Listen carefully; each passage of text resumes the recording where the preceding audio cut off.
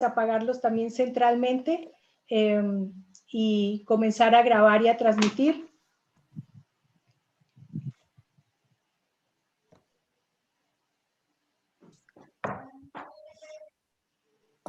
Yo no veo aquí que estamos transmitiendo. Estamos live of YouTube y estamos grabando. Estamos live, ahora grabamos. Bueno, ok. Entonces, comencemos. Abramos oficialmente la sala. Perfecto. Buenos días y buenas tardes a todas. Para mí es un placer darles la bienvenida al segundo evento de nuestro Puente Cultural de Habla Hispana. Un gran abrazo para todas y uno muy especial para nuestras hermanas mexicanas, quienes desde hace unas semanas han venido a fortalecer y a enriquecer nuestro puente. También quiero agradecer a las panelistas, quienes generosamente nos ofrecen su tiempo y comparten con nosotras sus conocimientos y experiencias en el proceso de conquista de la igualdad de género y su situación actual, hoy, a 26 años de la Declaración de Beijing. Ya se habrán dado cuenta que comenzamos la grabación del evento y la transmisión en vivo a través de YouTube. Les pedimos, por favor, que dejen apagados los micrófonos. Una vez terminado el evento... Me han dicho, apaguen el audio. Y hay alguien que está hablando, ¿no? Una vez terminado el evento, la sala quedará abierta 15 minutos más para saludarnos y socializar, y ahí sí con los micrófonos encendidos. Les pido también que coloquen sus preguntas y comentarios en el chat. Una vez que las panelistas terminen sus exposiciones, abriremos el debate. La Federación de Mujeres Profesionales Universitarias de Bolivia ha organizado este evento. Le doy, por lo tanto, la palabra a Adela Monzón, presidente de la Federación, y enseguida a Scarlett Martínez, quien gentilmente será la moderadora del panel. Deseo que tengamos un fructífero encuentro y muchísimas gracias por haber venido. Adela, por favor.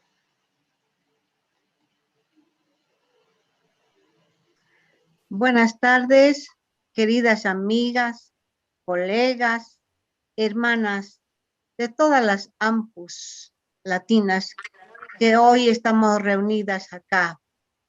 Tengo la satisfacción y el placer de representar a la Federación Boliviana de Mujeres Universitarias de Bolivia. Les doy la bienvenida, un abrazo caluroso a todas ustedes. Ahora que nos estamos hermanando a través de este puente cultural, el mismo nos abre muchos horizontes, porque estamos llevando la voz donde pretendemos llegar a todo recóndito, a todo sin fin. Y esa es nuestra labor como profesionales, unirnos, hermanarnos y seguir adelante con el puente cultural. Muchas gracias, sean bienvenidas y Bolivia está presente. Muchas gracias, Adela. Scarlett, ahora la sesión es tuya. Muy agradecida, Marité. Gracias a todas por su presentación. Un honor para mí el de haber recibido la tarea de moderar este evento que nos une como latinas, que nos une como asociación de mujeres, que tenemos los mismos sueños, que pensamos en los mismos objetivos y que estamos luchando todos los días en luchas similares para lograr no solamente el posicionamiento de la mujer, sino y sobre todo el respeto a todos y cada uno de sus derechos. Me voy a permitir entonces, a partir de esta tarea de moderación, invitar a Noemí Castillo, que es la secretaria de Asuntos Internacionales de la Federación de Mujeres Universitarias de Panamá, quien muy gentilmente nos brindará una corta recapitulación de los temas tratados durante el evento anterior, para que entremos un poquito en contexto y recordemos que a partir de esta breve explicación que nos hará Noemí, podamos ir absolviendo las dudas que quedaron en mesa en nuestra sesión anterior. Entonces, bienvenida y tienes la palabra, Noemí.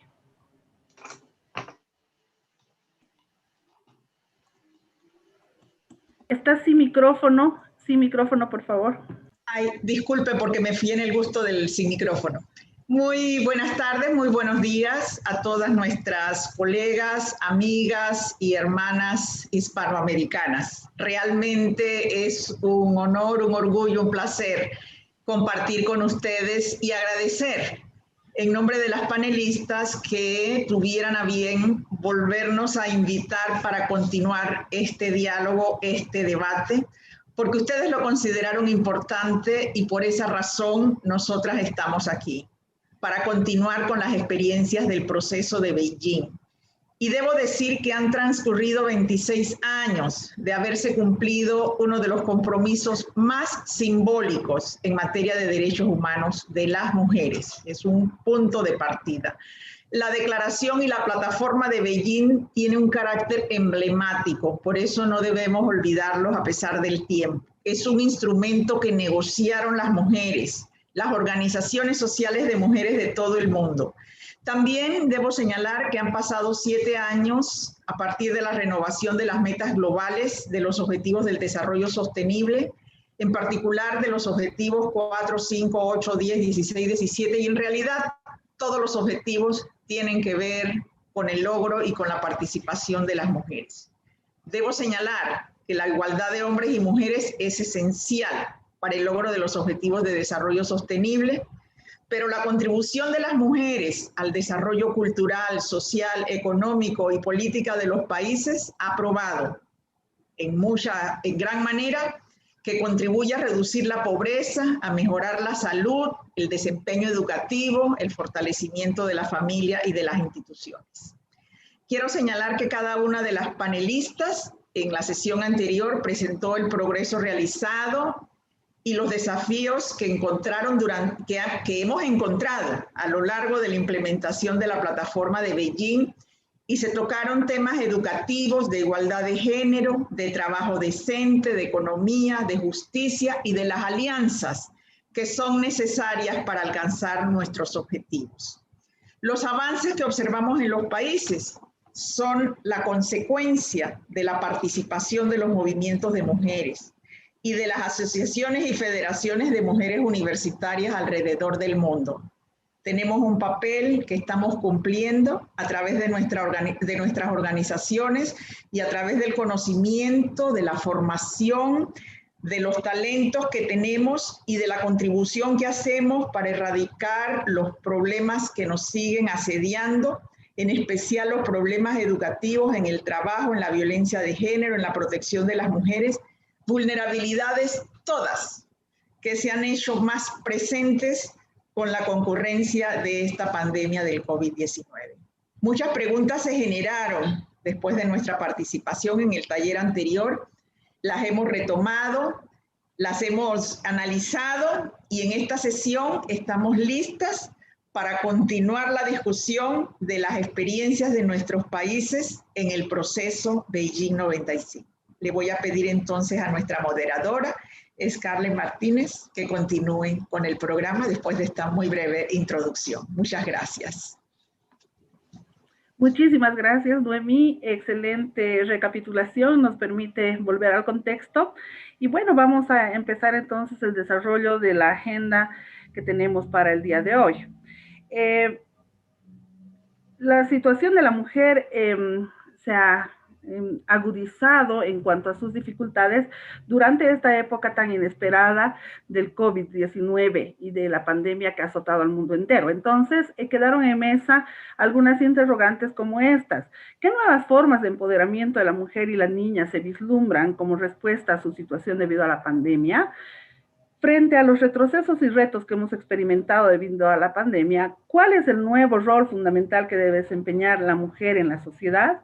¿Existirá acaso un nuevo liderazgo y una nueva mentalidad? Vamos a invitar para desarrollar estas interrogantes a nuestra amiga de Bolivia, la doctora Tania Álvarez Gantier. Tania es abogada, ha sido vocal de la Corte Electoral, segunda secretaria y cónsul de la Embajada de Bolivia en París. Ha sido asesora de la directiva de la Cámara de Senadores y es una muy reconocida docente e investigadora, actualmente desempeñándose en la Universidad Mayor, Real y Pontificia de San Francisco Javier de Chuquisaca. Tania, bienvenida a este evento y tienes la palabra. Muchas gracias, Scarlett. Muy buenas tardes y muy buenos días a todas las damas que nos acompañan. Yo voy a desarrollar esta idea desde los antecedentes primero, recordarles que en el año 1975 se llevó adelante la primera conferencia mundial de la mujer en Ciudad de México. Este fue el antecedente efectivo para la Convención contra toda forma de discriminación de la mujer, la CEDAW, aprobada en 1979 en el seno de Naciones Unidas. Esta convención establece como discriminación contra la mujer toda distinción, exclusión o restricción basada en el sexo que tenga por objeto menoscabar o anular el reconocimiento, goce y ejercicio de la igualdad del hombre y la mujer en los derechos humanos, las libertades fundamentales en las esferas políticas, sociales, culturales y civiles. También los estados están obligados por esta convención a adoptar las medidas apropiadas para el acceso a todos los derechos humanos que establece la convención, y fue el antecedente de la primera conferencia celebrada en septiembre del 95, que recuerdo aquí, tuvo 17,000 participantes y 30,000 activistas que, pese a su diversidad y distinta procedencia, compartían un único objetivo: la igualdad de género y el empoderamiento de las mujeres. La PAM, que es la plataforma, tenía 12 grandes esferas: pobreza, educación, salud, violencia, conflictos armados, economía, toma de decisiones, mecanismos institucionales, derechos humanos, medios de comunicación, medio ambiente y la niña. Debo decir que a estas alturas, 25 años después, porque el 2020 se cumplieron 25 años de defensa de estos derechos de las mujeres y de eliminar las barreras sistemáticas que impiden la participación igualitaria de las mujeres en las esferas de la vida, sean estas públicas o privadas. El cambio real ha sido decepcionadamente lento para la mayoría de las mujeres y las niñas en el mundo y sobre todo en la región de Latinoamérica, ¿no? Porque la región de Latinoamérica es donde más está atrapada en estas desigualdades.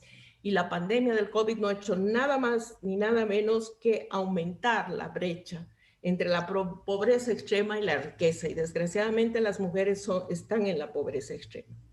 La pandemia en Latinoamérica empujó el año pasado, el 2020, a 4.7 millones de personas de clase media a la vulnerabilidad o la pobreza,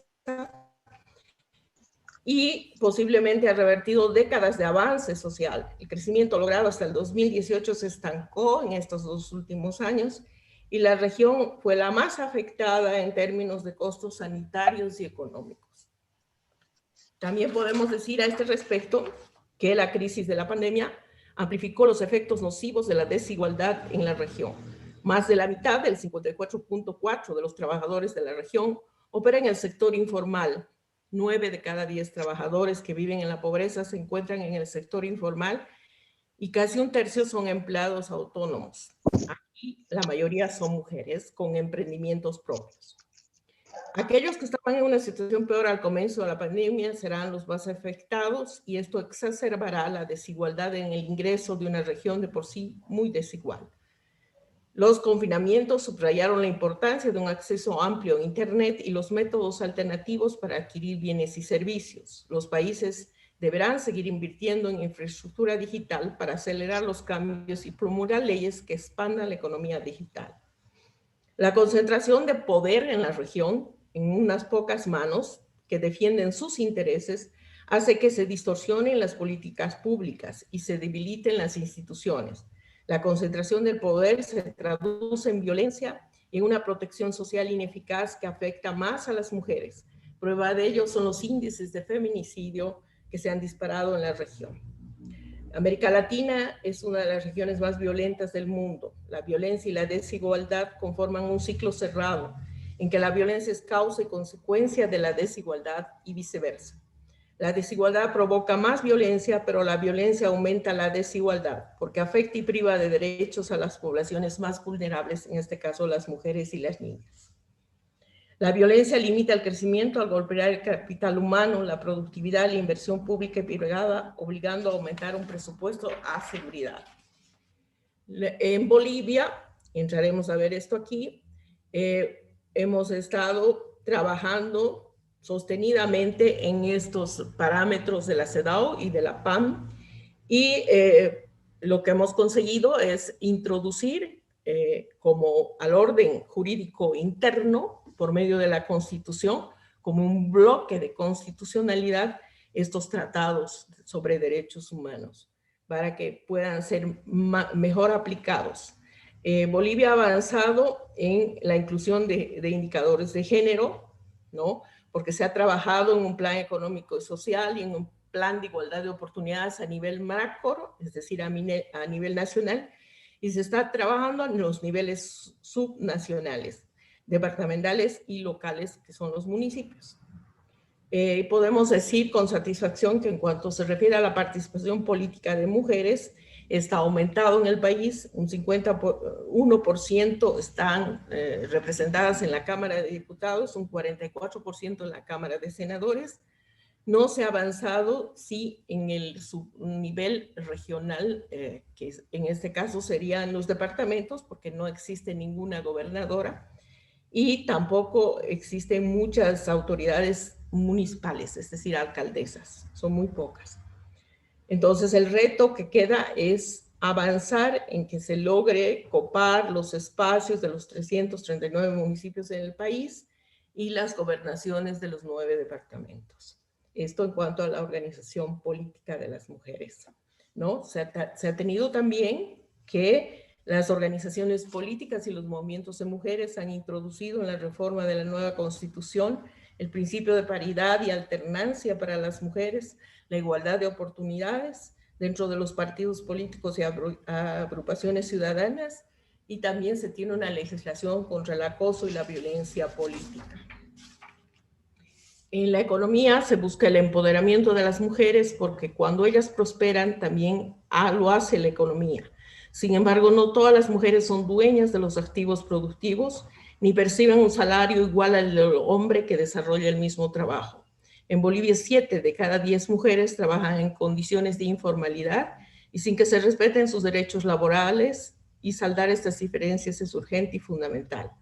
La participación laboral femenina en Bolivia es una de las más altas, 62%, comparada con el promedio regional, que es un 54%.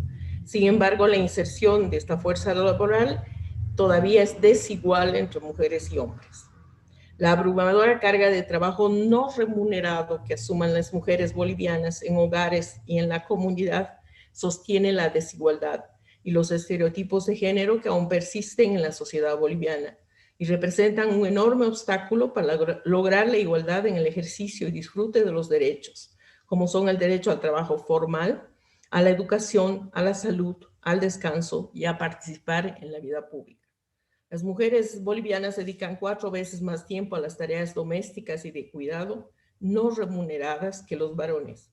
Y existe una segmentación de la participación femenina, 80% en servicios y comercio, y un 70% en vulnerabilidad en tareas de cuidado, que son hogar, salud, educación. Tenemos avances aquí en el tema del trabajo porque se ha logrado reconocer políticas y programas dentro de la Confederación de Empresarios Privados de Bolivia, que ha fortalecido la Asociación de las Mujeres Constructoras, que han aportado con 3 anteproyectos de ley a la igualdad de oportunidades y remuneración igualitaria, a la formación integral de las mujeres constructoras y a la higiene y salubridad en el trabajo. Se ha trabajado en el acceso a las mujeres a la tierra en Bolivia.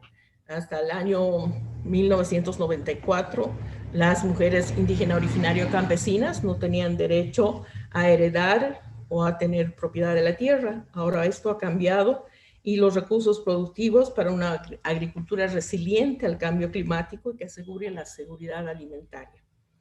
A partir del artículo 15 de la Constitución, que consagra el derecho a vivir una vida libre de violencia, se ha trabajado una ley integral, la número 348, para garantizar a las mujeres una vida libre de violencia, ya que si bien en Bolivia se ha avanzado en legislación, en la vida diaria aún persiste una cultura patriarcal y la brecha de la implementación de la ley, porque el Estado boliviano no cumple con la obligación de garantizar los tratados que especifica este tema, al no otorgar recursos que hagan efectivas las políticas públicas para concretizar este derecho a vivir una vida libre de violencia.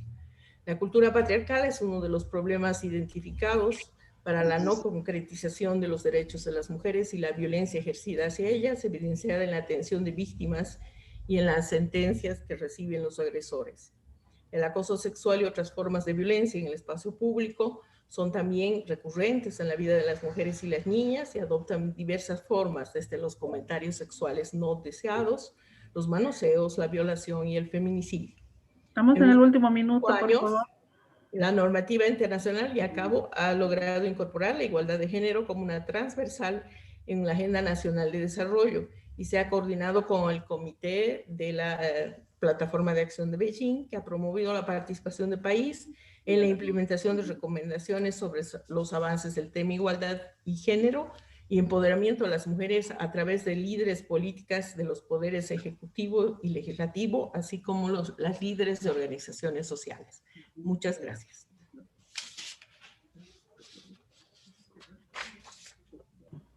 Bien, muy agradecidas por la participación de Tania. Vamos a invitar también de Bolivia a la doctora Miriam Zubieta, quien es bioquímico farmacéutica, laboratorista, que ha ejercido varios cargos jerárquicos, entre ellos ha sido jefa de la unidad de farmacias y medicamentos del CEDES y ha trabajado en el Ministerio de Salud de Bolivia y actualmente es docente de la Escuela Militar de Ingeniería y de la Universidad Pública del Alto. Vamos a pedirle entonces a la doctora Miriam, como parte también de la delegación de Bolivia, que haga una última consideración respecto de, de su opinión en relación al hecho de que si la pandemia nos ha dejado algunos aprendizajes sobre las visiones acerca de la vulnerabilidad femenina y en materia de política de cuidado también. Con esto estaríamos cerrando la participación de Bolivia en esta mesa y en esta ronda. Muchas gracias. Bienvenida, Miriam. Gracias, Scarlett. Buenas tardes, amigas y colegas de todos los países presentes. Gracias por nuevamente compartir el Zoom y este intercambio de opiniones, de investigaciones que se han realizado. Creo que todas coincidimos, ya se han hecho presentaciones en el anterior evento y bueno, ahora también estamos reafirmando, ¿no?, todo lo que se había hablado y lo que los temas que han denotado, que han sobresalido en la época de la pandemia sobre el empoderamiento de la mujer y de las niñas particularmente. Lo único que quiero yo es un poquito hacer énfasis en lo que también había dejado como pregunta el anterior evento. Evidentemente el empoderamiento de la mujer es un proceso largo que, como sabemos todas, en las reuniones mundiales han estado en mesa, son temas importantes que se tratan en mesas de diferentes organizaciones internacionales y lamentablemente a la fecha vemos, y con la pandemia se ha visibilizado aún más, que el avance es muy lento, o tal vez hasta tristemente podemos decir que los resultados son pues casi imperceptibles, no vemos resultados. Yo puedo hablar del tema Bolivia, como hemos visto, que sí tenemos una organización de ONU Mujeres que es parte de las Naciones Unidas, como en todos los países, pero concretamente no tenemos pues hechos tangibles de cambio a las mujeres. Hemos visto en la época de pandemia mucha más violencia en los hogares, mucho más acoso a las mujeres, feminicidios, escasez de trabajo para las mujeres y bueno, el trabajo de la casa siempre sigue siendo el mayor trabajo que tenemos las mujeres. Y por esta razón es que yo me permito pedir a todas que podamos pues ver cuál es la propuesta en realidad en los ámbitos grandes donde se destinan los recursos, donde se elaboran políticas a nivel de todo el mundo por todas las mujeres por las que estamos nosotros representando. Y bueno, hay que creo que hacerle un seguimiento más profundo y tal vez trazarnos propuestas y trabajos más tangibles, probablemente más pequeños, más cortos, pero sí que sean más visibles y que tengan hechos concretos, ¿no? Yo, por ejemplo, puedo hablar de la Red Global de Mujeres Constructoras de la Paz, que es parte de las Naciones Unidas y agrupa más de 100 organizaciones que están trabajando, están velando por el tema de la paz, ¿no? La paz en Medio Oriente, en la India, en el África. Pero si vemos las noticias, sabemos por todos los medios, seguimos casi en la misma situación. Sin embargo, los recursos disponibles para estas organizaciones no gubernamentales y para estas organizaciones que conforman las Naciones Unidas, pues son grandes recursos que no son precisamente, que no destinamos o no llegan a los usuarios o a los beneficiarios que debían ser, como son las mujeres y los niños. Igualmente, ¿no? La CSW, la Comisión de la Condición Jurídica y Social de la Mujer, que es una plataforma, es un grupo que trabaja dentro de Naciones Unidas y es el grupo donde se manejan y donde se formulan la mayor parte de las políticas, ¿no? A nivel mundial en este fin. Pero bueno, ¿qué vemos? Ahí vemos grupos de personas muy bien pagadas, funcionarios de alto nivel de estos organismos, pero no vemos en nuestros pueblos, en nuestras comunidades, municipios, no vemos los resultados. No sé cuántos años más pasarán para que podamos tener resultados concretos. Asimismo, el ECOSOC, que es el Consejo Económico y Social, ¿no es cierto?, que es parte de las Naciones Unidas y conforman 54 países en el mundo, de todos los países que conforman las Naciones Unidas, y ellos velan por el tema del presupuesto. Creo que tenemos que preguntarnos, ¿no? ONU Mujeres en Bolivia, por ejemplo, tiene su peso, pero no tiene algo concreto, no tiene resultados. Y en mi presentación que yo en la anterior sesión dejé como interrogante era cuáles son los resultados concretos. Todas sabemos cuál es el rol, cómo tenemos que empoderar a la mujer, que tenemos que pedir la igualdad de género, igualdad de equidad en el trabajo, el mismo salario, mejorar, pero tenemos mujeres en la política, nosotros por ejemplo en Bolivia tenemos mujeres en la política, pero que solamente son títeres o son fichas de los políticos varones, que solo sirven para decir que hay una mujer, pero no toman decisiones, sino más bien sirven para escalar a los varones que están de turno. Creo que esos temas tendríamos que dejarlos como pregunta, no sé si en todos los países es eso, pero que es muy preocupante. El tema de la educación nos ha retrocedido años en esta época de la pandemia y como decimos, ¿no? Mujer alfabeta, madre alfabeta, es una madre que no va a enfermar a los chicos, que vamos a tener mejores condiciones de salud, pero ¿cuándo vamos a tener eso en el ámbito general de nuestros países, nuestras comunidades? Eso es lo que quería complementar, queridas amigas. Muchas gracias.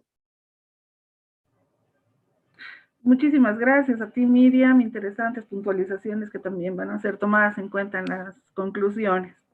Bien, ya Miriam nos ha introducido en el siguiente bloque importante de abordaje para esta mañana o para esta tarde en algunos lugares. Y bueno, vamos a hablar de la educación y capacitación de la mujer. Entonces damos la bienvenida para responder estas interrogantes a nuestra querida Noemí Castillo. Ya la había presentado antes, ya saben, ella es psicóloga, la conocemos y la queremos mucho. Es la secretaria de Asuntos Internacionales de la Federación de Mujeres Universitarias de Panamá. Para un poquito contextualizar, Noemí, las preguntas están orientadas a que tú puedas hacernos un resumen de qué medidas se deben tomar para compensar la pérdida y los retrocesos que se han tenido en el campo de educación y capacitación a la mujer y la situación que ha dejado a tantos estudiantes fuera de un sistema formal de formación. Gracias, Noemí, nuevamente. Bueno, muchísimas gracias por esta oportunidad. En realidad me encanta, este es un tema que a mí me apasiona y ustedes lo notarán. Mire, Panamá maneja una paradoja bien grande, ¿no? Cuando miramos los números, pareciera que las mujeres aventajamos. 1/3 de la población universitaria son hombres, 2/3 son mujeres. Se gradúan más mujeres de la escuela secundaria, se gradúan más mujeres de las universidades. La primaria tenemos paridad de género. Pareciera que todo va magnífico, esa es la primera cara, pero cuando le damos la vuelta y la mujer se gradúa, entonces el acceso al mundo del trabajo ya es otra cosa. Los hombres van al sector de la formalidad, pero allí solamente 1/3 de las mujeres, de los 2/3 que se gradúan, van al sector formal. Y las otras que trabajan se van a la informalidad. O sea que esa formación y esa preparación ya no se refleja en el contexto de la sociedad porque el impacto se reduce. Entonces, como nos hemos llevado en la idea de que las mujeres vamos adelante y demás, aquí no hay temas muy diferenciados para las mujeres. Hay organizaciones de la sociedad civil que se encargan de ofrecer capacitaciones y cursos a las mujeres, pero aquí tenemos otras grandes paradojas. El 60% de nuestra población es urbana, el 40% es rural. Aunque nosotros tenemos una paridad de hombres y mujeres, muchas de las mujeres que se quedan en el campo, y esto ahí vienen las tradiciones y la cultura, muchas familias se contentan con que las mujeres terminen la escolaridad primaria, porque subsisten, perviven los pensamientos esos de que las mujeres son para el hogar y la familia y para ayudar en las labores y las tareas domésticas y del trabajo, pero no para empoderarse, que era lo que estábamos hablando, no para vivir una vida de bienestar digna y poder proveerle ese bienestar a sus hijos. Y entonces ese retraso va acompañado de los otros graves problemas que nosotros encontramos de la violencia y demás. Nosotros tenemos otros temas culturales en las comarcas. Las niñas son las que menos asisten a la escuela, al contrario que en el resto del país, donde más niñas o hay una paridad, en las comarcas hay menos niñas que asisten a la escuela y hay más madres adolescentes porque son prácticas culturales que perviven. Entonces, la influencia de la educación no ha llegado allí. ¿Por qué? Porque ahora vienen las partes difíciles nuestras, ¿no? Nosotros no hemos podido aprobar una ley de educación sexual. Eso ha ido y ha vuelto y regresa y hay momentos que empujamos y vamos hacia adelante y trabajamos y otros momentos que la propia sociedad rechaza y dice que la educación sexual es parte de lo que tienen que hacer las familias y entonces el ministerio se pone temeroso y no se atreve. Se están trabajando y se está impulsando, pero ustedes saben lo importante que es proveer de educación científica a las mujeres, precisamente para que puedan empoderarse y para que puedan avanzar. Entonces, la sociedad también, durante estos tiempos de pandemia, todo el mundo se quedó perplejo. Sabemos que hay muchos niños y muchas niñas que no están asistiendo. Nosotros estamos trabajando para el retorno seguro, eficaz, progresivo, voluntario, pero nos ha agarrado la tercera ola del COVID. Y a pesar de que ya hay mucha vacunación y de que hay los maestros, por ejemplo, se logró que los maestros se pusieran dentro de grupos prioritarios y se vacunaran. Ahora se está hablando de ver cómo se van a vacunar a los niños desde los 12 años. Pero todo esto ha generado mucho temor de los docentes, mucho temor de los padres de familia y bueno, le pasan el temor a los niños, con lo cual el retorno progresivo y seguro y semipresencial se ha visto, diríamos, un poco lentificado. Si es cierto que se están trabajando esfuerzos para volver, yo creo que el tema de la virtualidad es lo que ha cobrado mucha más relevancia. Se está tratando de llegar a más niños y a más jóvenes, madres y mujeres para las capacitaciones a través de la virtualidad. se ha abierto un espacio para capacitar en un Instituto Nacional que nosotros tenemos de capacitación, y aquí en el país se aprobó un bono solidario para las personas que perdieron su empleo durante la pandemia. Esto se ha mantenido a lo largo de lo que fue el 2020 y lo que va del 21, y se va a mantener hasta finales de año. Pero en este momento, como hay algunas personas que han retornado al trabajo, se han abierto espacios de capacitación para que las personas que reciben este bono solidario acudan a capacitarse en distintas áreas y puedan acceder al mundo del trabajo. Esto está bien, pero no es específicamente una política o una acción específica para las mujeres. Se ha abierto. Entonces yo creo que nosotras como mujeres universitarias tenemos un papel muy importante y que lo podemos desarrollar por países o de manera conjunta. Esto mismo que nosotros estamos haciendo, nosotros podemos abrir espacios porque contamos con los talentos, con los recursos cognitivos y tecnológicos, y muchas de nosotras tenemos algún tiempo, a lo mejor si una dedica una hora y otra hora, y vamos proveyendo cursos de capacitación, de mejoramiento, de empoderamiento, porque esto mismo que yo señalo como críticas al sistema son acciones en las cuales nosotros podemos contribuir, porque si no dejamos a las niñas y dejamos a las mujeres solas, mientras que con las plataformas que tenemos, con las acciones que tenemos, muchas de nosotras somos docentes o hemos sido docentes, estamos vinculadas con procesos de enseñanza, tenemos organizaciones y asociaciones a las cuales pertenecemos, además de estas organizaciones de mujeres que pueden proveer sus talentos, sus conocimientos y sus capacidades para ofrecer estas capacitaciones a las mujeres y a las niñas, porque una vez que las mujeres madres reciben esta formación, se espera que las puedan transferir a sus propias hijas, fortalecerlas en el hogar y seguir trabajando. Marité siempre nos señala que nosotros tenemos que lograr acciones, y mientras que yo me preparaba y recordaba las preguntas para este momento, yo decía, pero es cierto que nosotras mismas como asociaciones de mujeres universitarias podemos ofrecer parte de nuestro tiempo en estas acciones. Nosotros tuvimos una experiencia muy bonita aquí en Panamá, pero no solamente fue para mujeres, era para un colegio mixto, y empezamos a hacer acciones de capacitación y le dábamos unas horitas extras a los estudiantes. Buscamos muchos profesores universitarios que se sumaron a la iniciativa para hablar de economía, para hablar de autoestima, finanzas, autoconocimiento, o sea, muchos temas que no tienen los jóvenes, sobre todo que trabajamos con los jóvenes que ya estaban para graduarse, y esto generó un impacto positivo. Entonces, estas pequeñas acciones, si nosotros las orientamos hacia las capacitaciones de mujeres, temas con las niñas, sobre todo muchas niñas que se han quedado atrás en estos tiempos, que tienen que aprender a leer y a escribir, que además tiene todo el tema de la formación, del empoderamiento, del por qué continuar estudiando para que no se queden atrás, por qué no hay que mirar un horizonte estrecho de vida, sino un horizonte amplio de realizaciones y de oportunidades. Bueno, esto es lo que yo creo que nosotras podemos hacer. Yo creo que ese es el reto de los tiempos.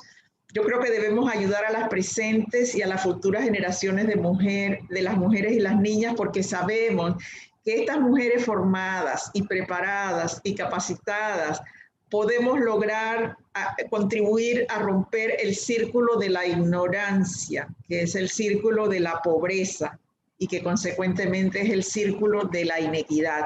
O sea, todos estos elementos se pueden romperse con una educación adecuada, pero no podemos esperar que la educación solamente provenga de los gobiernos y provenga de las escuelas, sobre todo en esta época de pandemia, en la cual muchas madres señalan que no tienen las competencias y las capacidades para enseñar, y se han encontrado que tienen niños en la primaria, en la premedia, en la educación media, y no tienen cómo apoyarlos. Bueno, aquí está el papel de estas otras organizaciones de la sociedad civil, de estas otras organizaciones de mujeres, que podemos sumarnos a otros esfuerzos, que pueden ser alianzas colaborativas, pero que nosotros tenemos los recursos. Yo insisto en que nosotros tenemos los recursos de conocimiento, los recursos metodológicos, los recursos pedagógicos y que podemos hacer un impacto en la vida de las mujeres y las niñas. No solamente pensar que estamos bien porque logramos graduar más mujeres, sino que el contenido de ese conocimiento y la inserción de la mujer en el mundo del trabajo y en el desarrollo cultural y político, como señalaba Bolivia, de todos los órdenes, es una urgente necesidad para poder llevar este planeta hacia adelante con paz, con equidad y con igualdad. Esos serían mis comentarios, amigas, para la tarde de hoy. Muchísimas gracias.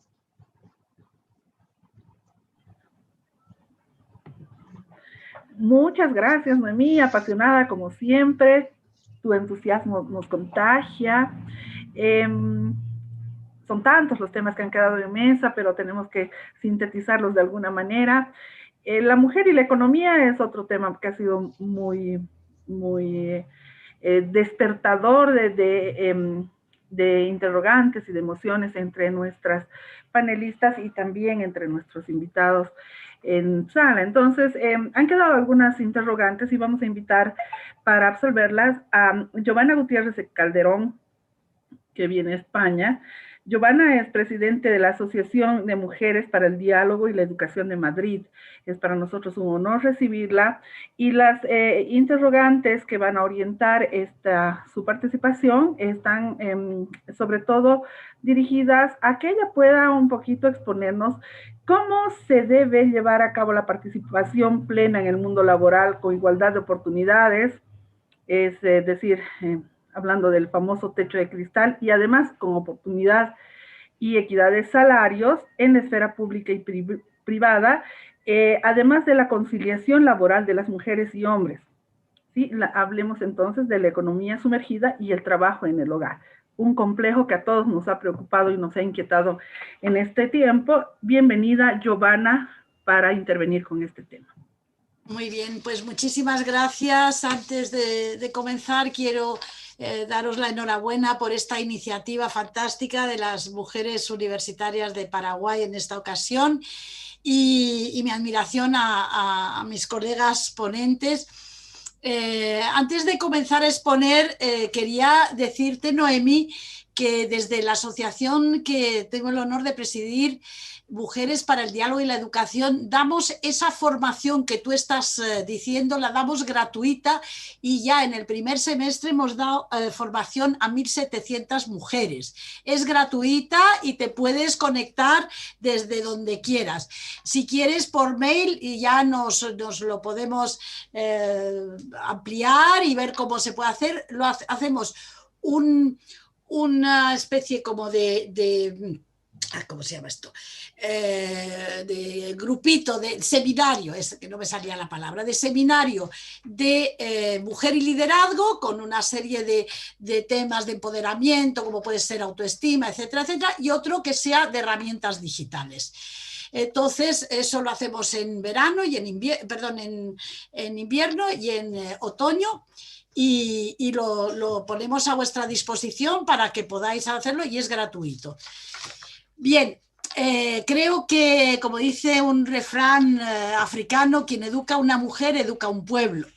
Con lo cual, ahí tenemos que estar y tenemos que estar firmes y peleando con todos los políticos que lo único que quieren es utilizarte. Y perdón por si hay alguien político, ya sabéis que yo soy muy poco políticamente correcta. Bien, yo lo que sí quería poner sobre la mesa es el reciente foro Generación Igualdad que ha habido en París el mes pasado, en junio, ¿no? Y este foro dice una serie de cosas que creo que habría que empujarlas, ¿no? Dice, la campaña Generación Igualdad exige la igualdad en la remuneración, igualdad a la hora de compartir el trabajo doméstico y de cuidado no remunerado, poner fin al acoso sexual y todas las formas de violencia contra las mujeres y niñas, servicios de salud que respondan a sus necesidades y su participación en pie de igualdad en la vida política y en la toma de decisiones en todas las esferas de la vida. Creo que este documento de Naciones Unidas hay que tenerlo un poquito como abanderado, ¿no? Y hablando de la economía, yo propuse un tema la última vez que fue un poquito polémico, en cuanto a las recomendaciones personales. Yo dije que habría que hacer esa ley de igualdad, ponerla en funcionamiento en todas partes del mundo. Aplicar esas cuotas del 40% de participación femenina en los consejos de administración de la empresa privada. Esto que mucha gente por ideologías partidistas no lo aprueba, hay que desarrollarlo y hay que ser profesional del tema. Entonces, resulta que en este foro que os estoy comentando, lo han llevado otra vez, lo han puesto sobre la mesa. Y además han sacado a colación unos conceptos que ya estaban hace 26 años en Beijing, 95, que son los siguientes. La noción de igualdad de resultados. O sea, si antes teníamos el concepto de igualdad de oportunidades, que era el referente, que era lo que teníamos que ir a por ello, no, ahora hay que cambiar, hay que ir a igualdad de resultados, que es muchísimo más honrado, ¿no? Porque es lo que queremos lograr, esa igualdad de resultados, ese 50-50 o ese 40-60. Y luego también dicen estos señores que hay una serie de barreras ocultas que impiden que las mujeres sean seleccionadas como candidatas y obtengan su cuota de influencia. O sea, si tú piensas que somos iguales, tanto los mismos candidatos, hombres, mujeres, igual de estudios, igual de publicaciones y todo igual, entonces significa que si el resultado no es el que queremos, la razón de esa poca representación de mujeres es una discriminación estructural. Entonces yo quiero dejar estas dos ideas. Una, cambiar la igualdad de oportunidades por la igualdad de resultados, que sea un objetivo a conseguir, y por otro lado, que si no se logra es por una discriminación estructural. ¿Qué pasa? Que entonces esa discriminación estructural es la que va a hacer que nunca, como no se aplique una discriminación positiva, nunca lo vamos a lograr. Entre los argumentos que hay en contra de las cuotas, pues tengo aquí una pequeña chuleta, dice, bueno, las cuotas son discriminatorias. Y eso no es una visión muy simplificada. La discriminación directa y patrones complejos de barreras ocultas impiden que las mujeres sean seleccionadas como candidatas y obtengan una participación debida en el ámbito empresarial. Las cuotas y otras medidas son, por tanto, un método para alcanzar esa igualdad de resultado. La igualdad de resultados está basado en la experiencia que la igualdad como meta no puede ser lograda por medio de un tratamiento formal igual. Entonces, la principal razón de la poca representación de mujeres, como he dicho antes, es esa discriminación estructural. Otro argumento en contra es las candidatas son peores porque solo han sido elegidas porque son mujeres y no porque tienen mérito. No hay, según el Foro de París, ningún estudio que haya establecido correlación entre implementación de una cuota y disminución de calidad de los candidatos. Lo que sí produce es la eliminación de los hombres mediocres. Entonces, aquí lo que hay que tener en cuenta es que no se trata de disminuir el grupo de candidatos hombres y mujeres idóneos para un puesto de trabajo, sino de ampliarlo para tener más acceso al talento. Es que somos el 52% de la población, es decir, todo ese talento se pierde. ¿Por qué? Por un egoísmo, por una discriminación estructural. Entonces, creo que en este momento los procesos de contratación no son meritocráticos, que es lo que debería ser. Lo ideal sería que así fuera, pero en este momento no lo son. Por eso la necesidad de esa cuota. Bien, y luego también otro punto que echan por tierra es que las mujeres elegidas por cuotas son respetadas menos porque la percepción es solo que han sido elegidas por ser mujeres. Pues también está demostrado que sucede al contrario. Sí es posible que pueda haber algún conflicto temporal en la valoración de los empleados, en la mayoría de los casos son solo eso, temporales. Con lo cual, las mujeres contribuyen enormemente a la empresa de manera detallada con toda clase de argumentos. Bien, en cuanto a cosas a favor, pues ya lo sabemos todos, pero bueno, la introducción de cuotas es sinónimo de garantía de un incremento numérico de mujeres. También el contratar a ciegas, esto permite que las cuotas a ciegas obligan a esas empresas a buscar, a encontrar y formar mujeres.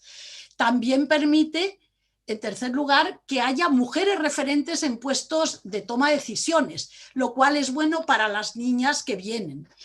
Por último, también, bueno, pues decir que eliminan de forma más eficiente esas barreras estructurales porque van de dentro a fuera.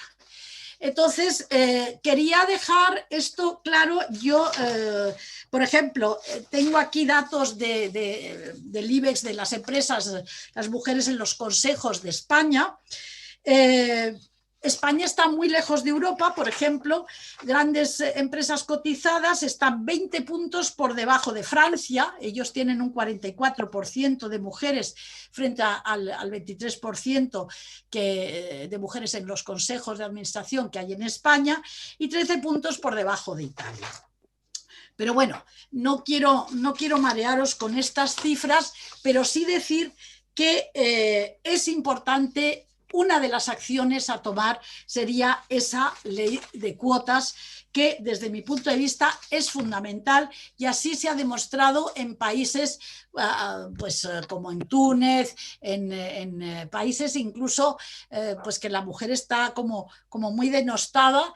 Al tener esa ley de cuotas, eso les ha permitido entrar en política, les ha permitido hacer una serie de cosas que de otra forma pues hubiese sido totalmente diferente.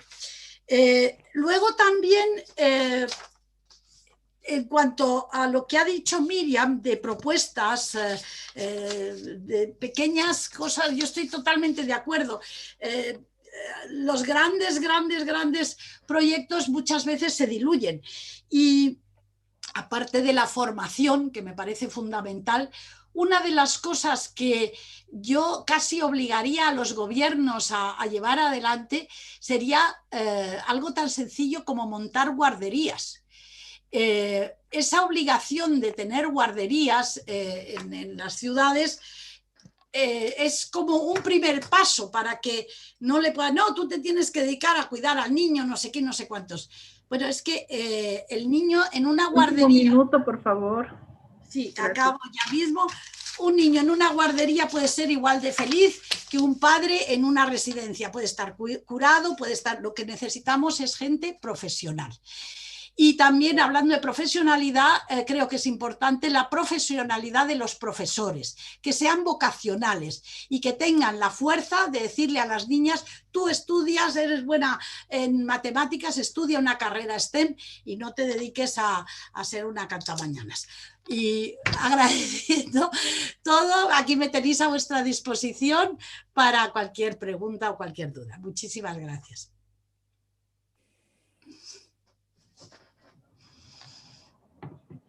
¿Puedo hacer un pequeño aporte, perdón, si es posible?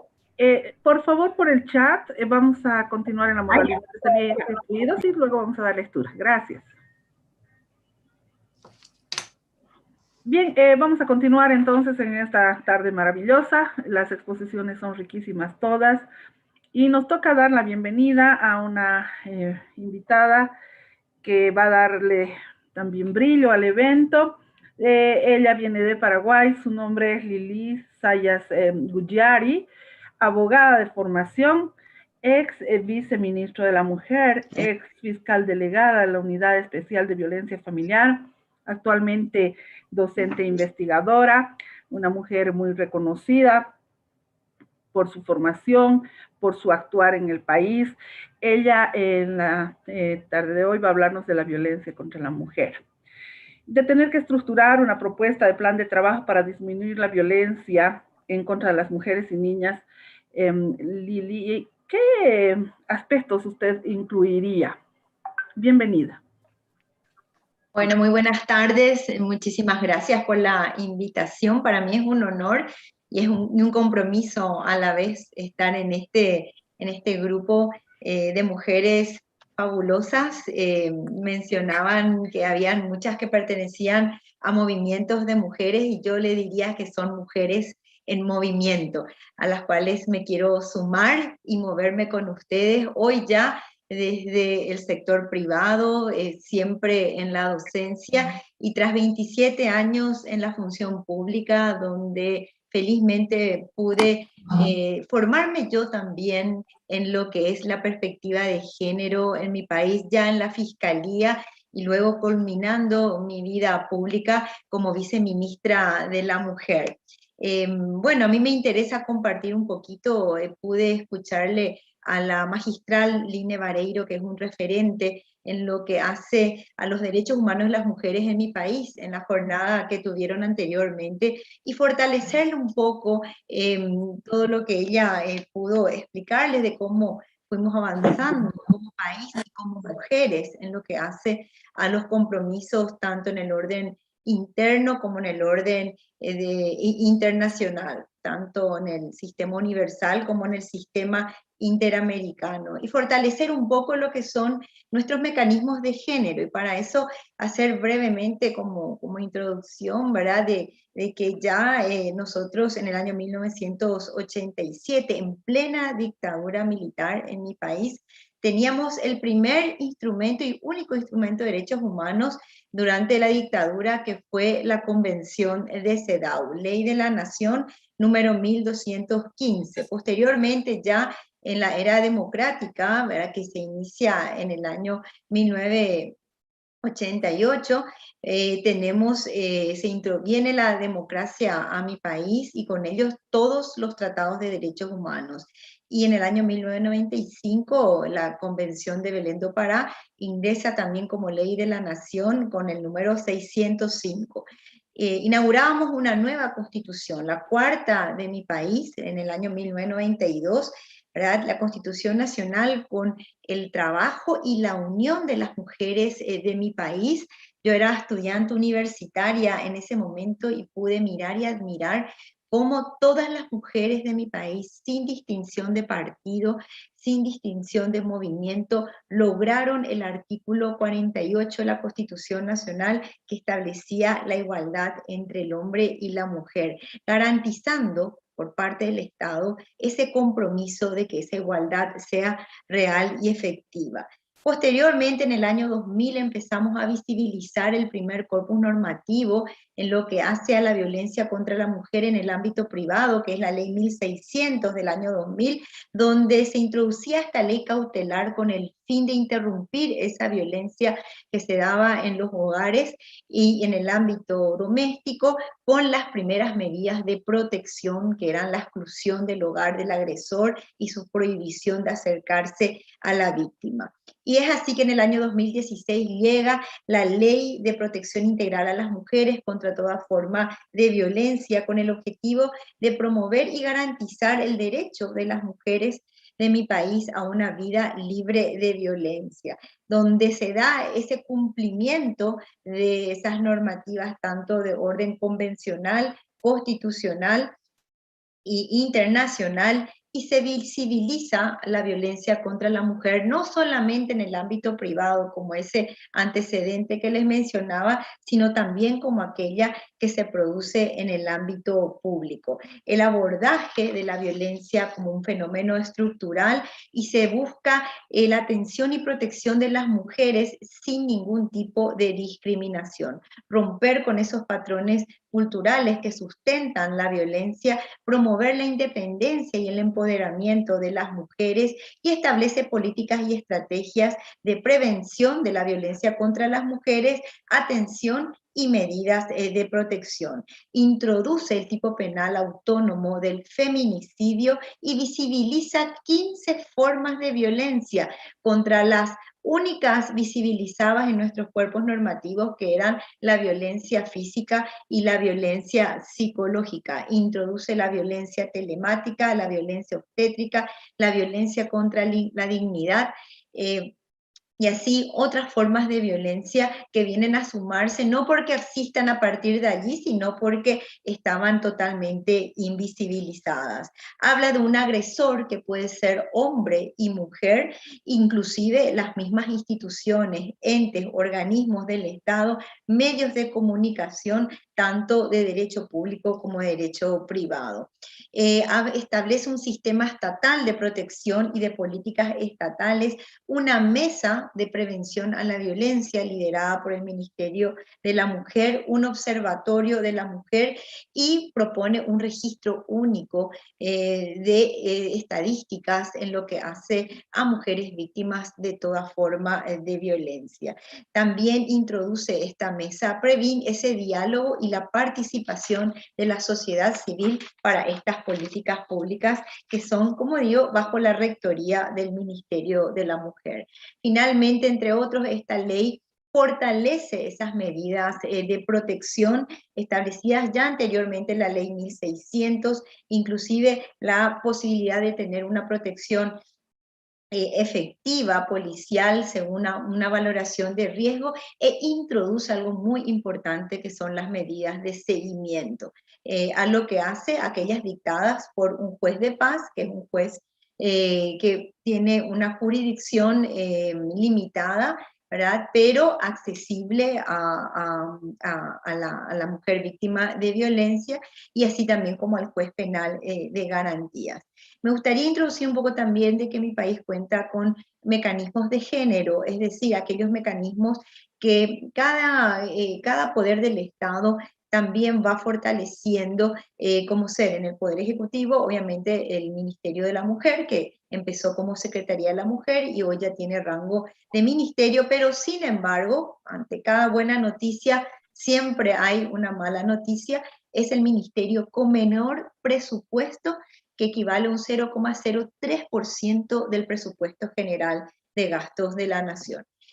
También una Policía Nacional con divisiones especializadas, pero para todo el territorio del país tenemos apenas 4 divisiones especializadas para la atención a mujeres víctimas de violencia. Tenemos una Secretaría de Género en el Poder Judicial, también una Dirección de Derechos Humanos. Sin embargo, todavía está pendiente un anteproyecto que pretende una jurisdicción especializada en lo que hace a poder entender todas las situaciones que convergen cuando hay una situación de mujer víctima de violencia y que obviamente afecta a sus hijos, hijas y dependientes. Es decir, un fuero único que pueda entender, y no ese camino que deben recorrer las mujeres de ir en un fuero penal, en un fuero civil y en un fuero de la niñez y de la adolescencia.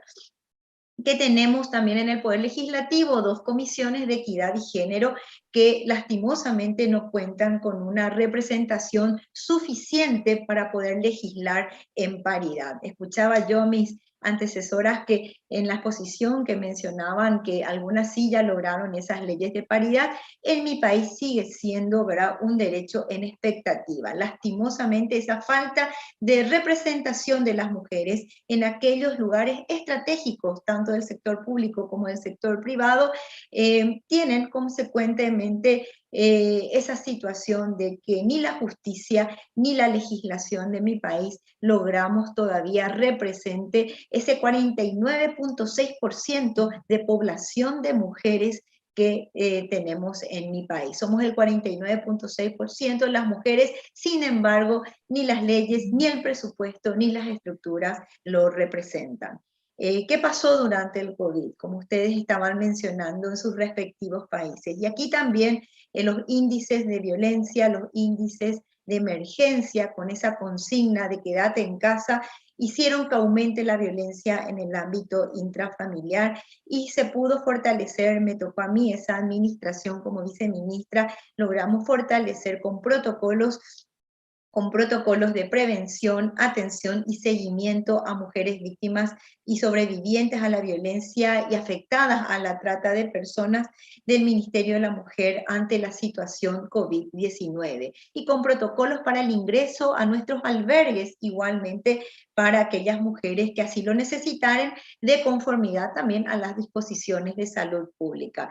También un protocolo para atención y cumplimiento de la cuarentena, que en un principio fue obligatoria para aquellas mujeres que, además de ser repatriadas en razón de la pandemia, también presentaban signos, indicios y vulnerabilidades como mujeres víctimas de violencia.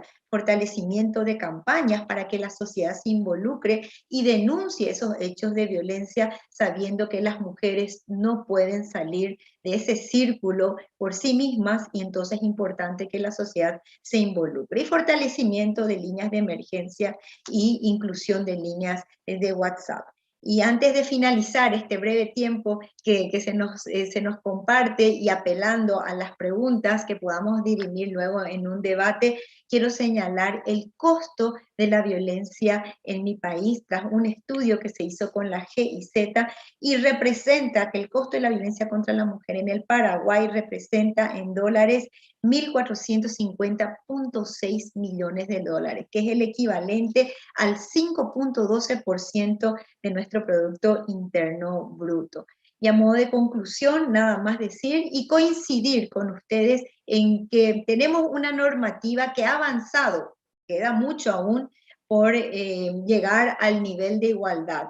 Sin embargo, también subsisten esas brechas de género, las brechas que establecen, ¿verdad?, la inequidad en materia laboral, en materia de derechos civiles, y sin duda el aumento de la violencia contra las mujeres. Ante esa situación también que mencionaban, de la que mayormente se vio afectada, nos vimos afectadas, somos las mujeres, ¿verdad?, con el tema laboral, con las brechas de desigualdad salarial, y aunque hay políticas que tienden a hacer la igualdad en lo que hacen las políticas de cuidado, aún esas no son reales ni efectivas y continúan siendo líricas. Finalmente, contamos con un Plan Nacional de Igualdad en coincidencia con un Plan Nacional de Desarrollo, pero todavía no hay coincidencias con un Plan Nacional de Niñez y Adolescencia que quiere visibilizar ese embarazo adolescente, el segundo país de la región con más embarazo adolescente,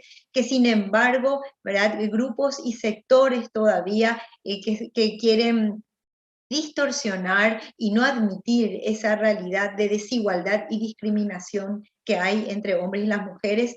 Por más que la Constitución Nacional la visibiliza, ciertos sectores que pretenden invisibilizar esta problemática no permiten que hoy todavía podamos educar a nuestros niños, niñas y adolescentes en igualdad de derechos y en igualdad de derechos sexuales y reproductivos. Por tanto, voy cerrando entonces mi presentación con la expectativa, ¿verdad?, de que las preguntas puedan devenir y sin duda poder ser determinante en que las mujeres debemos unirnos. Culturalmente, en la época que a mí me ha tocado vivir y crecer, ¿verdad?, las niñas no nos dejaban jugar el fútbol, ¿verdad?, se nos regalaban obviamente todo aquello que tenía que ver con el cuidado y el cuidado del hogar, los niños, los padres, los ancianos, los enfermos. Sin embargo, hoy ya se nos permite jugar al fútbol. Por eso mi mensaje, y que siempre lo doy desde la cátedra, es que las mujeres debemos ser ejemplificadoras de cómo jugar en equipo. Y esta es una prueba, esta reunión es una prueba de que cuando las mujeres nos juntamos, actuamos, trabajamos en equipo, podemos llegar mucho más lejos de lo que cualquiera se pudiera imaginar. Muchísimas gracias por este espacio, feliz de compartir con estas mujeres en movimiento.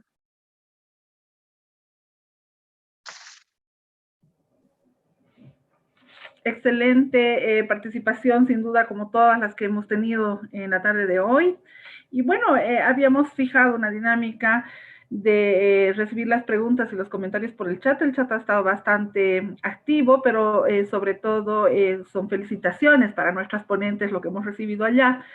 Vamos a dar un espacio, acabamos de convenirlo para que unas 2 o 3 personas puedan expresar sus interrogantes con micrófono. Entonces, invitaría en todo caso a Teresita Ledesma de Bolivia a emitir su pregunta directamente a las expositoras y dejaríamos que ellas pudieran hacer una respuesta en sala y luego daríamos espacio a unas 2 o 3 preguntas más o menos, para ya terminar con las últimas aportaciones y ir cerrando en algunas conclusiones en nuestra tarde de hoy.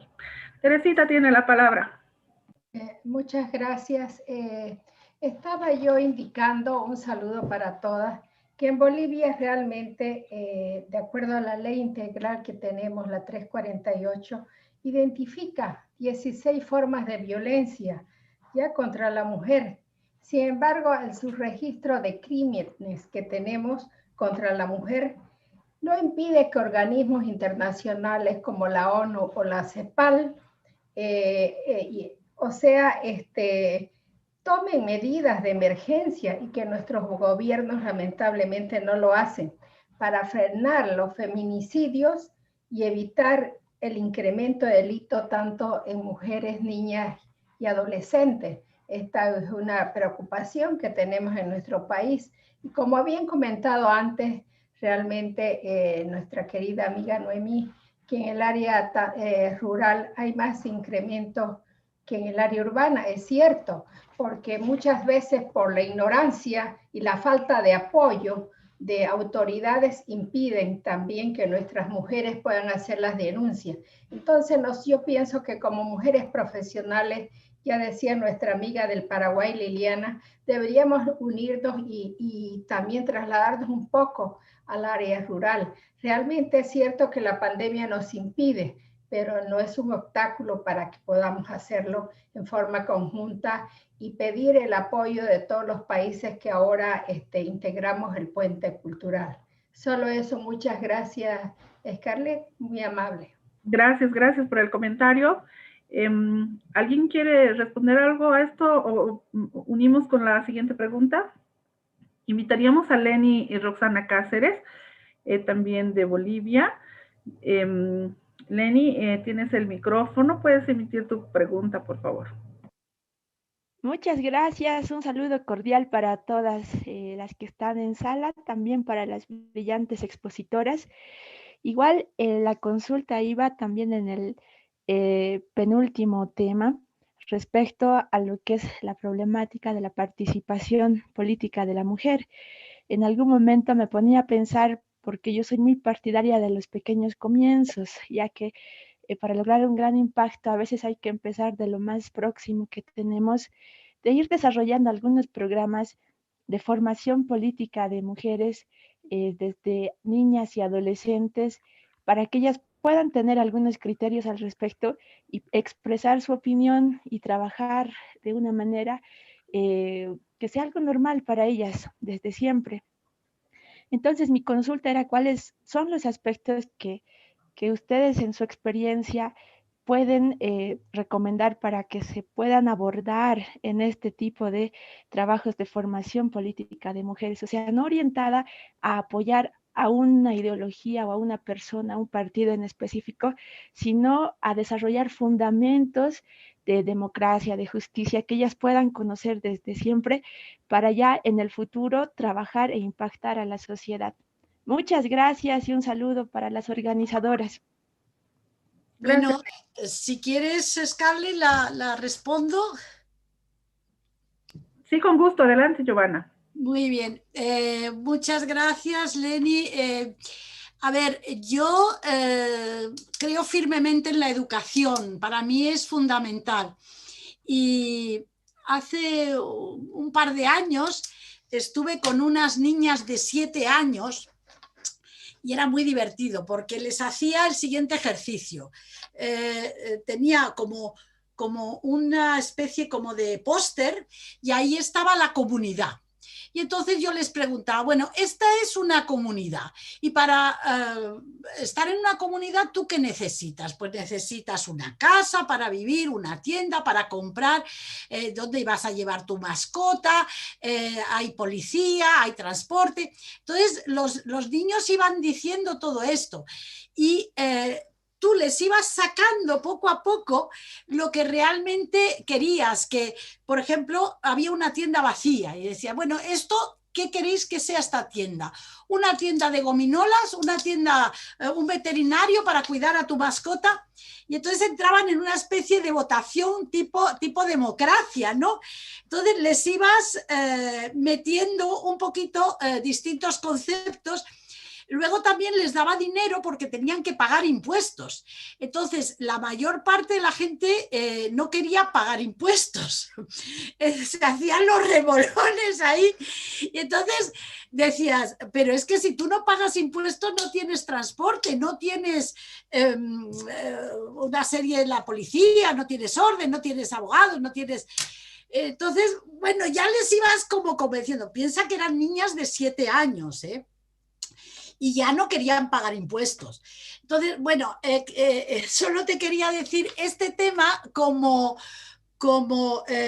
introducción para hacerlo de una forma lúdica y divertida desde pequeño, que la gente sepa distintos tipos de política, de organización del Estado, de la nación, cómo debe ser, porque así ellos van entrando en esos conceptos de lo que es la equidad, la igualdad. ¿Por qué a mí me van a pegar? ¿Por qué a mí no me van a dejar ir al trabajo? Y solo quería hacer un apunte para Liliana, comentarte que hace como 10 o 12 años estuve con la ministra de Igualdad del Reino Unido y acababan de hacer un estudio de cuánto costaba la violencia en el Reino Unido. Y entonces, con el resultado, que eran, no sé si 8 millones de libras o 800.000 libras, una cosa así, se fue a todas las empresas y les decía, mire usted, la violencia de género vale este dinero porque, y su empresa debería de ayudarnos a mitigarla, porque la violencia se ejerce en tiempo de la empresa, con el móvil de la empresa, con el coche de la empresa. O sea que si usted ayuda a que se quite esa violencia de género, probablemente su empresa ganará mucho más dinero. Ahí lo dejo. Excelente, Giovanna, muchas gracias. No sé si alguna, existe en sala, Elba Flores nos planteó un comentario muy interesante que nos gustaría que lo pueda compartir con la sala, Elvita. Muchas gracias. Primero, felicitar a todas las expositoras, excelentes exposiciones, y además nos hacen conocer cómo están en sus países, con qué tipo de políticas aplican algunas medidas para este tema tan importante, ¿no? En el tema violencia y economía, se había hablado de, bueno, nosotros sabemos por las cifras, creo que en todos los países o en la mayoría, por lo menos en Latinoamérica, la economía informal está integrada más por mujeres. No en vano se dice la pobreza tiene cara de mujer, y la economía informal un poco mitiga a esas mujeres un poquito a sobrellevar, ¿no?, ese peso de la pobreza. Pero no sé si en sus países, o qué han hecho en sus países, a lo mejor aquí había un aporte de nuestra amiga Noemí, por incentivar, por ejemplo, los préstamos de microcréditos a mujeres. En mi país, por ejemplo, en Bolivia, los microcréditos, todo están orientados al agro y a algunos emprendimientos, pero no específico de mujeres. Alguna vez yo he recibido comentarios de algunas mujeres que dicen, no me aprueban mi crédito porque soy mujer, pero a mi vecina está casada y, bueno, ella va a hacer su crédito, pero le han dado porque tiene un esposo.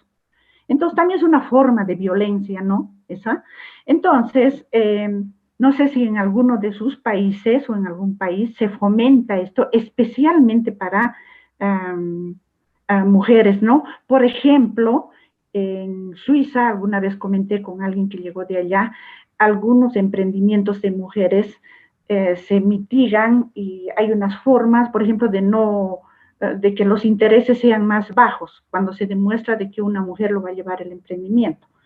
No sé si en sus países tienen alguna política para manejar este tema económico, que es tan importante, porque no podemos negar que el comercio informal, que la economía informal, tiene cara de mujer nomás. Gracias. Gracias, Elvita. ¿Hay alguna de nuestras panelistas que quiera hacer un comentario al respecto? Scarlett. Sí, Tania, tienes la palabra. Sí, solo al punto para la anterior, antes de Elvita, la anterior compañera. Decirle que en Bolivia este campo de la política en general, no la política partidaria, se desarrolla en capacitaciones de la Corte Nacional Electoral, lo que soy ahora el Tribunal Supremo Electoral, a través del CIPTE, el Servicio Integral de Educación de Ciudadanía. Y ese está llegando con ejercicios a todas las escuelas primarias del país.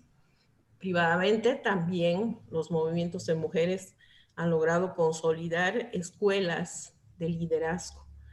No netamente en Sucre, donde estamos, pues el Centro Juana Zurduy de Padilla tiene una escuela de liderazgo del cual han emergido todas las lideresas que ahora son concejalas, diputadas y senadoras. Qué bien.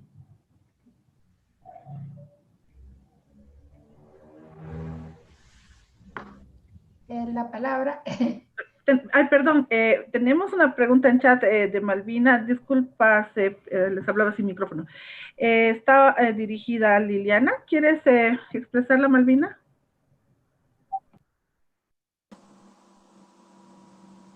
Sí, buenas tardes a todas. Nada más pensando en que hay un creciente interés en las adolescentes, en las chicas más jóvenes, desde niñas ya que se sienten empoderadas y que buscan la igualdad y la no violencia. Entonces, las adolescentes de Paraguay están cada vez más implicadas en los movimientos en contra de la violencia a la mujer. ¿Qué decirles a estas chicas cuando por un lado es urgente hablar de estos temas y por el otro está este sector de la sociedad que busca de alguna manera invisibilizar o minimizar esta cuestión? Como que no, eso no es así, están influenciadas por las redes. ¿Qué hacer? Muchas gracias, Malvina, por la pregunta. Realmente hay un cambio.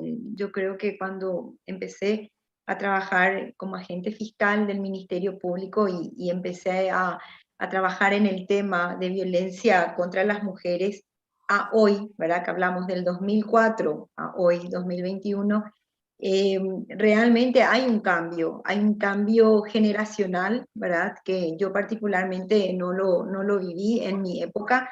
Recuerden que yo hice el colegio en dictadura, pero la universidad ya la hice en democracia, tengo 50 años, así que es fascinante el poder ver el cambio que hubo cultural y con lo que menciona Malvina, sobre todo en esta...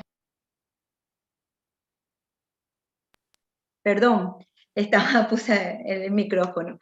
Relataba que es para mí fascinante ver el cambio generacional que hubo con respecto a estas generaciones que están siguiéndonos y siguiéndome en particular.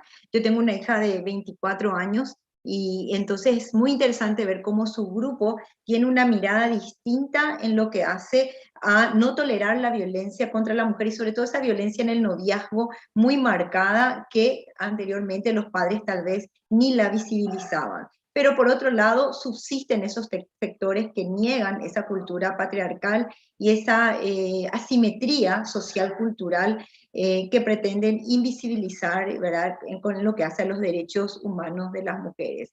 ¿Qué hacer? Y para mí, en primer lugar, quiero partir de lo que es una educación en igualdad. Que esta educación que hablamos sea no solamente a un nivel terciario, universitario, sino que tenemos que empezar en los hogares. Estas cosas hay que hablarlas desde la casa. Esa educación en igualdad debe salir ya el niño, niña, adolescente, con esa mirada de igualdad entre hombres y mujeres. Para eso es importante cómo jugamos con los roles socialmente impuestos dentro del hogar.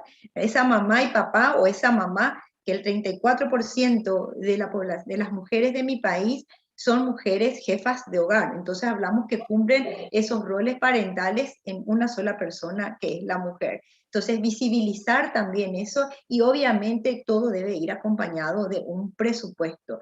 Todas las políticas públicas deben ir acompañadas de un presupuesto. Y traigo un poco lo que decía, creo que Giovanna, en lo que hace a la consecuencia que tiene ese costo país de violencia contra la mujer. Y justamente estaba buscando para compartirles en el chat, ¿verdad?, que hay un costo individual que lo paga la mujer, ¿verdad? Tanto cuando se produce a nivel de la violencia física que sufrió, que implica otra vez no ir a trabajar, costo del gobierno en lo que hace a la salud pública.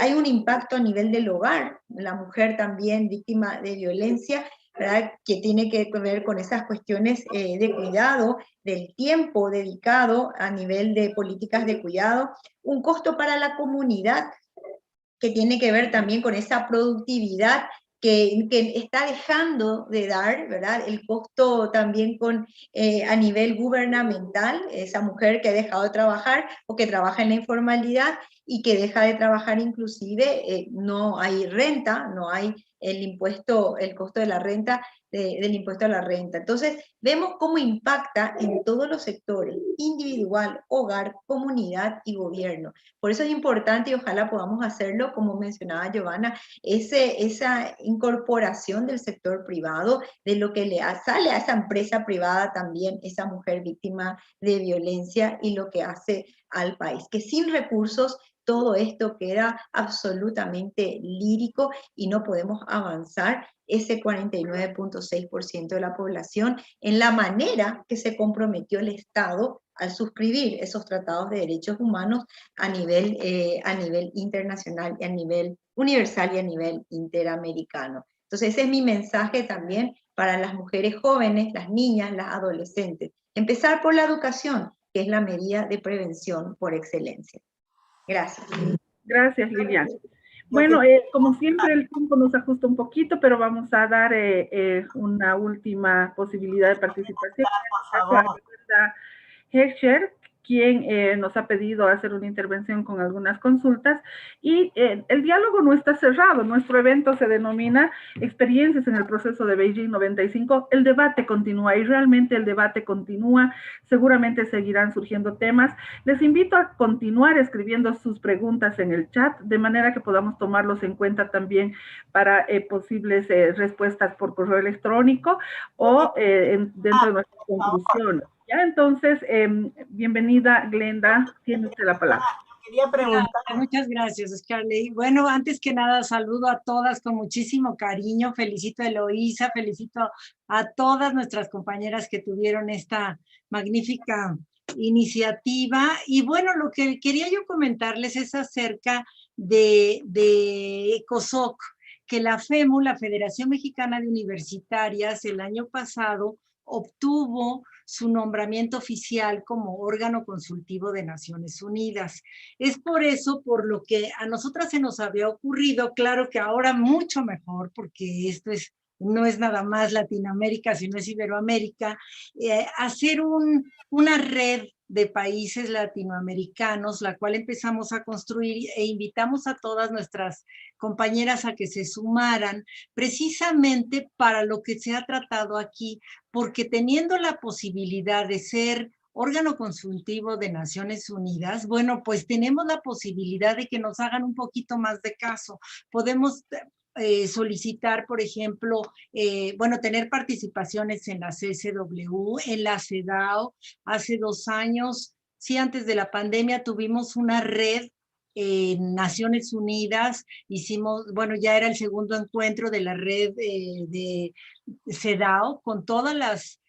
fue muy interesante que nos comentaran todas las amigas y todas las compañeras también de diversos países toda esta situación de la trata, cómo la habían vivido, en fin, porque son los temas de la CEDAW, y en la CSW vamos a tener la posibilidad de que tengamos oportunidad de hacer un evento paralelo, al cual yo creo que no paralelo, sino un evento interno, porque hay eventos que se llevan a cabo dentro de las instalaciones. Bueno, ahorita físicamente no creo que se vaya a poder todavía en el próximo marzo, o esperemos que sí, pero podemos ser parte del programa de Naciones Unidas. Hay otros eventos que se hacen, que se llaman Parallel Events, que son fuera del programa de Naciones Unidas, pero también se publicitan dentro de eso. Pero yo creo que vale muchísimo la pena, ya que tenemos este puente, aparte de FEMU Latinoamérica, que es lo que nosotras como mexicanas, como FEMU empezó, pues ahora creo que podemos hacer porque, por ejemplo, uno de los temas de mucha importancia, que creo que es para todos los países que estamos aquí involucrados, es la migración. Entonces, de hecho, nosotras tenemos otro bloque. Como saben ustedes, México es parte de Norteamérica, pero también somos Latinoamérica. Entonces, al tener esta posición geográfica tan estratégica, tenemos la oportunidad, por ejemplo, tenemos un bloque con Norteamérica en el cual ya estamos, se llama CAMEUS, porque es Canadá, México y Estados Unidos, con el que estamos tratando ya estos temas de la migración. Pero si nos sumamos a todo Latinoamérica y también a Iberoamérica, pues vamos a ser mucho más fuertes. Y yo me ofrezco de solicitarle a nuestra presidenta fundadora y a nuestra presidenta ejecutiva, que lamentablemente no están ahorita con nosotras, pero les voy a hacer llegar todo, les voy a platicar todo esto. La intención que yo pongo sobre la mesa es que hagamos, al nosotras ser órgano consultivo de Naciones Unidas, tenemos la posibilidad de pedirle nuestro embajador ante la ONU, que es un exrector de la Universidad Nacional Autónoma de México, quien es amigo nuestro de la FEMU, sobre todo de nuestra presidenta fundadora. Nosotras podemos hacer a la hora que nosotras querramos, y cuando lo definamos podemos hacer un evento ante Naciones Unidas. Entonces creo que tener este bloque tan importante, podemos ponernos de acuerdo y trabajarlo muy bien para llevarlo a cabo. No necesariamente lo podemos hacer aparte, podemos meterlo dentro de la CSW, que es en el próximo marzo. Entonces yo lo pongo bajo la mesa, sobre la mesa, para que lo pensemos y lo armemos muy bien, porque todos estos temas nos atañen a todas y son muy, muy importantes. Ahora, por otro lado, el hecho de ser parte de COSOC, tenemos esta posibilidad de presentar manifiestos ante la ONU y de que realmente pues nos hagan un poco más caso. Y si estamos todas como bloque, va a ser mucho más importante. Ahora, déjenme ver qué otra cosa les quería yo comentar.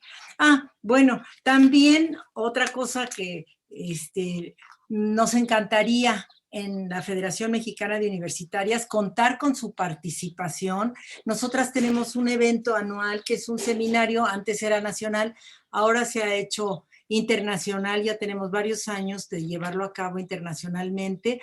Cada vez que termina un seminario, nosotras publicamos un libro con los trabajos que cada una presentó. Entonces las invitamos con el corazón en la mano. El tema se llama La trata en tiempos de pandemia, migración sur-norte, que yo creo que a todas las que estamos aquí es un tema que nos preocupa y nos atañe. Por un lado, esto va a ser el 29 y 30 de noviembre. Entonces, pues ojalá se puedan sumar. Les voy a poner el correo de nuestra federación, o con Beatriz Saavedra, que ya puso su correo. Ella es la persona líder ahorita de nuestro... que está representándonos a FEMU en el Puente Cultural. Yo soy la vicepresidenta de Asuntos Internacionales de la FEMU. Estamos a sus órdenes, estamos encantadas verdaderamente de estar con todas ustedes. Les mandamos un abrazo enorme a todas las que conocemos y a las que no también, y pues saben que cuentan con nosotras, y pues aquí estamos a la hora que sea. Todas las ideas son buenas y creo que hay que irles dando forma para que hagamos un frente fuerte como lo estamos viendo ahorita. Y muchas felicidades y gracias. Muchas gracias a ti, Glenda. Surgen oportunidades todos los días. Estas son las sumas que multiplican. Estos son los efectos reales de eventos como este. Lo dicho, el tiempo se nos ha prácticamente agotado, pero obviamente voy a concluir mi rol en este hermoso evento, pidiendo que sea nuestra querida Eloísa Sánchez Amilátegui, la presidenta de la Federación Española, quien pueda emitir las últimas palabras de conclusión y dar cierre formal a esta tarde maravillosa donde hubieron tantas estrellas brillando y donde siempre y siempre quedan temas en agenda. Por mi parte, gracias a todas, gracias Marité y gracias hermanas latinoamericanas por su participación.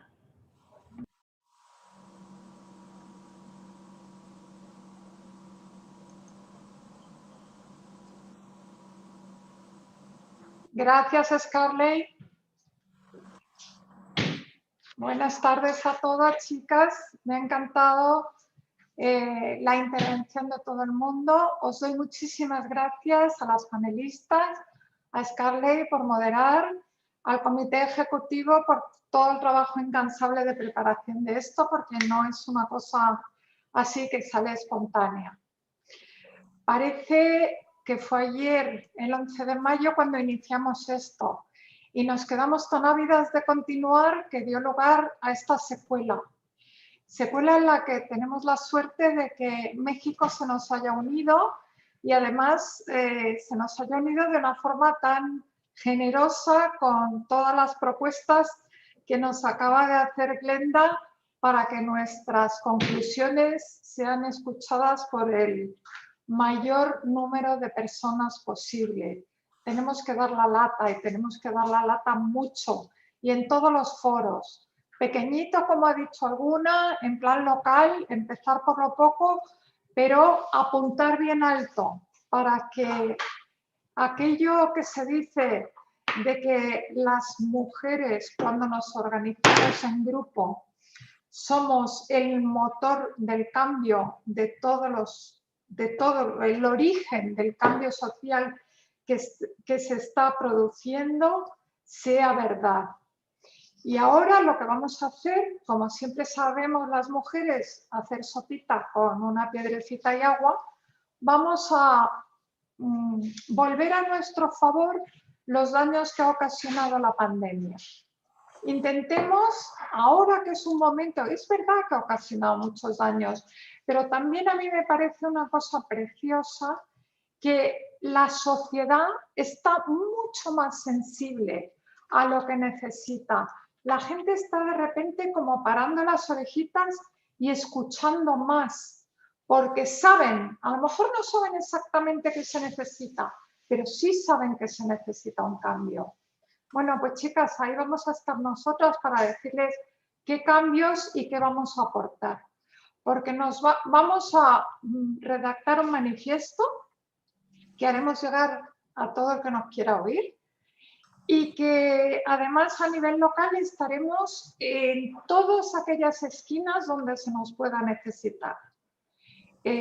Cada una en su lugar va a encontrar un punto más vulnerable, un punto más asequible, pero vamos a ser muy activas en todas nuestras sociedades. Y bueno, como nuestro lema es la formación y la formación continuada, os convoco a una próxima reunión dentro de 2 meses, va a ser el 14 de septiembre, apuntadlo ya en todas las agendas, y en esta ocasión va a ser el arte, porque va a ser México quien nos presente su Museo de la Mujer. Porque muchas veces el arte, ¿qué es? Pues el arte es un medio maravilloso para manifestar lo que queremos. Y en este caso va a ser, estoy segura, muy reivindicativo, porque es lo que se necesita. Así que quedamos convocadas para el 14 de septiembre. Mientras tanto, no os vamos a dejar descansar porque os vamos a mandar los proyectos que hagamos de este documento para que todas incorporéis lo que pensáis. Y lo que os pido es darle un minuto de paciencia para que la presidenta de AMU haga su ofrecimiento. María Luisa Mayar, ¿estás por ahí? Activa tu micrófono y te escuchamos. María Luisa. A ver, María Luisa. Bueno, oye, pues veo que no está. Si alguna la veis. Bueno, pues nada, deciros, chicas, que paséis muy buen verano. Las del hemisferio norte, muy buen invierno. Las del hemisferio sur, nos vemos pronto y seguimos trabajando. Abrazos a todas.